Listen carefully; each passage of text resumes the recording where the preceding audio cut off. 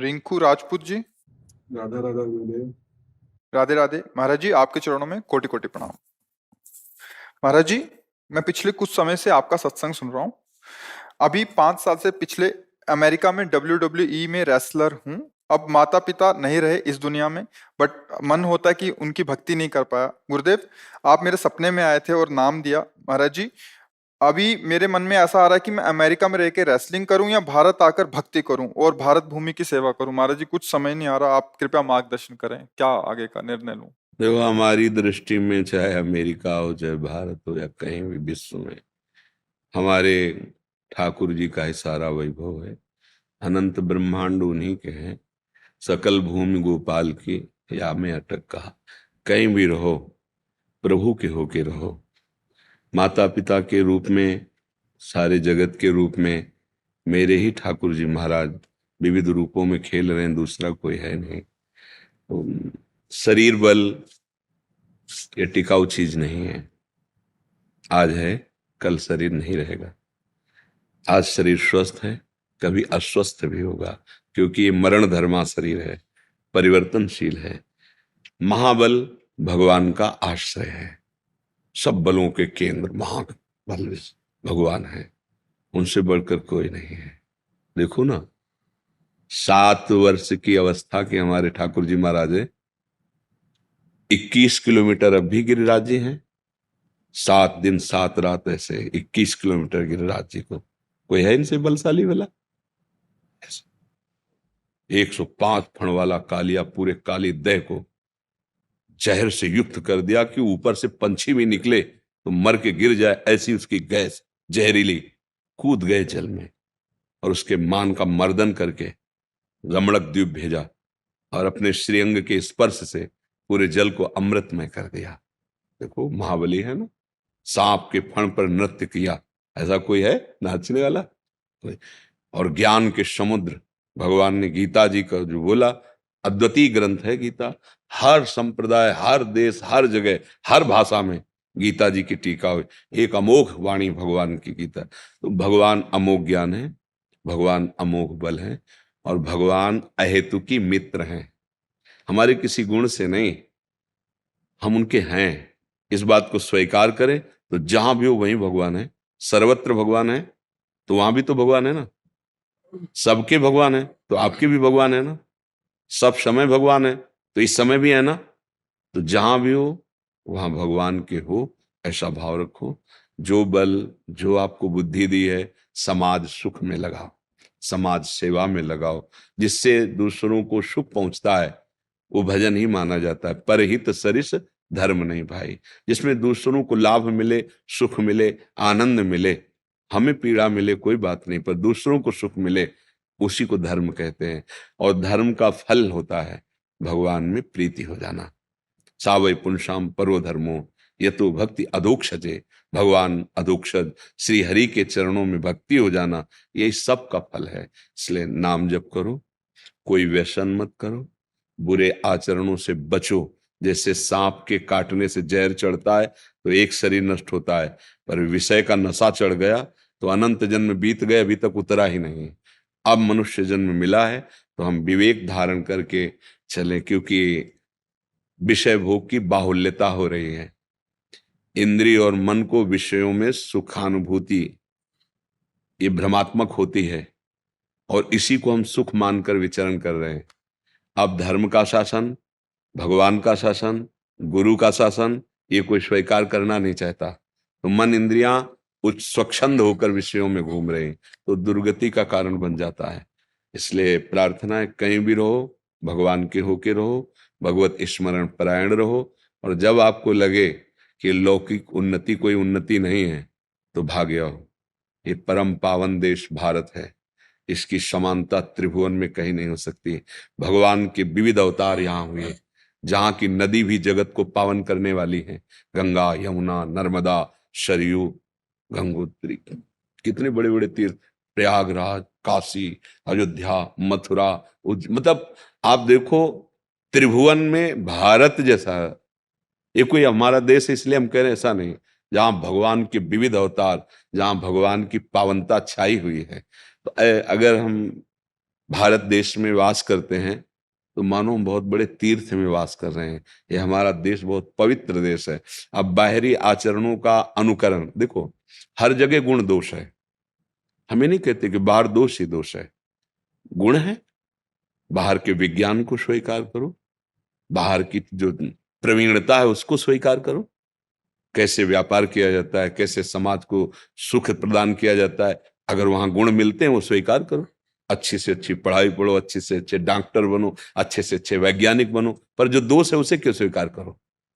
हमारा देश धर्म से चलने वाला है, व्यभिचार प्रवृत्ति नहीं कि आज आपके साथ कल आप। ये हमारे देश के वासियों का स्वभाव नहीं रहा। एक बार स्वीकार किया तो आजीवन निर्वाह किया। तो हम बाहर की उन गंदी बातों को न स्वीकार करें जो हमारे देश हमारे धर्म के प्रतिकूल हैं।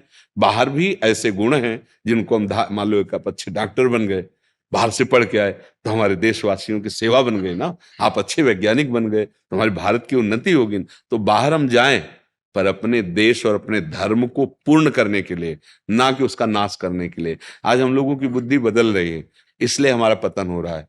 नहीं तो हम दूसरों का अनुकरण करना है तो उसके अच्छे गुण लो, उन गुणों को स्वीकार करके अपने देश में उसका विस्तार करो, बुराइयों को खोलो। हमारा देश जो है ये शास्त्र संयम में चलने वाला है, सदैव धर्म गुरुओं से ये शासित रहा है। अगर देवराजेंद्र तो बृहस्पति जी, चक्रवर्ती सम्राट दशरथ जी तो वशिष्ठ जी, परम ज्ञानी जनक जी तो सदानंद जी। तो ऊपर शासन रहा है भागवतिक महापुरुषों का। इसलिए मंगलमयी सुख भूमि, एक एक जन में प्रेम, एक एक जन में ज्ञान, एक एक जन में धर्म विराजमान। आज ना तो हम धर्म को समझ रहे हैं, ना भगवान को समझ रहे हैं, ना अपनी हमारा क्या कर्तव्य है उसको। तो फिर वो दुखी प्राप्त होगा। चाहे जितना हम धन कमा लें, चाहे जितना सम्मान हमें मिले, अंतिम हमारी दुर्गति होगी। अगर हम धर्म से चल रहे हैं, ज्यादा धन नहीं है, ज्यादा लोग नहीं जानते हैं, पर जिसने लोगों को प्रकट किया वो भगवान जानता है, बस बात बन गई। सबका महेश्वर वो हमें जान गया कि ये मेरा बच्चा है, हो गया हमारा कल्याण। तो हमें भगवान को लक्ष्य में रखना है। जहां भी जब भी जैसे भी रहो, भगवान नाम भगवद आश्रय, और जब आपको लगे तो लौट आओ। ये आपका देश, इसकी जोड़ कहीं नहीं है, इसकी जोड़ कहीं नहीं। भारत एक पवित्र देश है। अब यह कि हर जगह गुण दोष रहता है, तो जो दोषों को स्वीकार किए हुए हैं वो किसी धर्म के नहीं होते, किसी देश के नहीं होते। जो अधर्मी पुरुष होता है उसको कोई धर्म नहीं होता है, वो उसका कोई संप्रदाय नहीं होता, वो किसी देश का नहीं, वो अपने देश का नाश कर देगा, क्योंकि अधर्म है। जो धर्म को नहीं जानते हैं, अधर्म में ही रुचि रखते हैं, वो किसी देश के प्रिय नहीं होते, वो किसी धर्म के प्रिय नहीं होते, उनका कोई धर्म नहीं होता, उनका विनाश ही धर्म होता है। क्योंकि अधर्म का परिणाम विनाश ही है। वो जो मिलेगा उसका विनाश करेंगे, स्वयं का विनाश करेंगे। तो हमें धर्म से चलना है। और जब ऐसा लगे तो भारत परम पवित्र देश है, हम अपने देश में प्राण त्यागें, अपने देश के लिए प्राण त्यागें। यही हमारी अंदर चाह होनी चाहिए ना। हाँ, हम जैसे भगवान को प्यार करते हैं ना, ऐसे हम अपने देश को प्यार करते हैं। जब हमें आर्मी के जवान ऐसे, तो हम उनको संत की तरह आदर देते हैं कि आप हमारे देश के लिए पहाड़ों में गर्मी सर्दी और कभी भी गोली लग सकती है, आप अपने परिवार से दूर रह करके, सालों हो जाते हैं वो अपने परिवार में नहीं पहुंचते हैं, तो हम उनको प्रणाम करें। इसीलिए कि हमें देश प्यारा है। जिस देश में हमें जन्म मिला, जिस देश में हमें ये भगवत आराधना करने का अवसर मिला, वो भूमि हमारे लिए भगवान के समान है। अगर हम ऐसी जगह पैदा होते जहां जन्म से ही विलासिता देखने को मिलती, तो क्या हम ब्रह्मचर्य रहते, क्या हम साधना करते? हम उसी विलासिता में बह जाते। तो भगवान ने हमें ऐसे देश में जन्म मिला दिया जहां धर्म की प्रधानता है, ऐसे जनों के बीच में रखा जहां धर्म का ज्ञान होता है। इसलिए भारत देश तो महान है ही। हम लौकिक दृष्टि से नहीं कह रहे, परमार्थिक दृष्टि से कह रहे। तो जब तक आपको लगे तब तक भगवत भाव करके वहां रहो। नहीं, अपने देश में आ जाओ, अपने देश में कोई कमी नहीं है। अपने घर की नमक रोटी बहुत अच्छी लगती है, दूसरा कब, जब देश प्रियता होगी तो वो एक अलग होता है। जैसे कोई तिरंगा ले और तो हमें एक गर्व होता है, ये हमारे देश का प्रतीक है, ये हम तो एक सुख मिलता है। ये मातृभूमि, हमारा मातृभूमि कोई गांव नगर नहीं है, ये पूरा देश हमारी मातृभूमि है, पूरा देश हमारा परिवार है। ये सुखी है, धर्म से चल रहा है। तो हमारे संत जन जो भजन करते हैं, जो वो अपने लिए नहीं करते, जैसे परिवार का बड़ा आदमी अपने लिए थोड़ी कमाता है, पूरे परिवार के लिए का। तभी संतों का हृदय बोलता है, सर्वे भवन्तु सुखिनः, सर्वे सन्तु निरामयाः, सर्वे भद्राणि पश्यन्तु माँ कश्चित् दुःख भाग्। माँ माने नहीं, किसी को कभी भी दुख न प्राप्त हो, सब स्वस्थ रहे, सब सुखी रहे, क्योंकि सब मेरा परिवार है। उदार चरिता नाम वसुधैव कुटुम्बकम, ये पूरा मेरा परिवार है। ऐसा भाव, ऐसे भाव वाले बनो। हाँ, भगवान नाम जापक बनो, भगवद आश्रित बनो। अपने ठाकुर जी का, अपने देश का हाँ जस फैलाए। और ब्रह्मचर्य में बहुत सामर्थ्य होती है। खान पान से भी ज्यादा संयम जरूरी होता है। ब्रह्मचर्य में आत्मबल प्रकट होता है। जैसे बड़े मोटे शरीर हैं और ब्रह्मचर्य ठीक नहीं है तो मांस चर्बी तो दिखाई देगी, लेकिन अंदर बल उत्साह की कमी होती है। जो ब्रह्मचारी है उसमें एक तेज होता है, एक उसमें बल होता है। तो कोशिश करते रहो कि अधिक से अधिक ब्रह्मचर्य का पालन करें और भगवान नाम जप, और जहां भी जाओ भगवान का स्मरण करके जाओ। भारत माता की जय हो, है ने। आप मतलब आप भारत के प्रतीक होंगे ना, कहीं भी आप हो तो होगा ना भारत, ये कहाँ का, बोले भारत का, बस ये बात है। गुरुदेव आज्ञा दे देते तो मैं यहीं आ जाता। अब हम भी चाहेंगे कि हमारे देश का जितना नाम प्रकाशित कर सके, आप देश के प्रतीक बनेंगे। आप अपने बल को बढ़ाएं, भाव को बढ़ाएं, और दिखाई दे कि भारत में भी वीर हैं, भारत में भी बलवान हैं। ऐसे बल को जागृत कीजिए, तो आप जहां भी हैं भारत की जय हो, है नहीं। हाँ, आप हमारे देश के प्रतीक हैं। मतलब बाहर कहीं भी हो तो यही तो होगा ना, भारतीय है तो पूरे भारत की उस समय बाजी आपके ऊपर है। मतलब जैसे क्रिकेट का खेल है या कोई भी खेल है, ये भी एक खेल के अंतर्गत ही आता है। तो हमारे पूरा देश आपके साथ हो जाता है।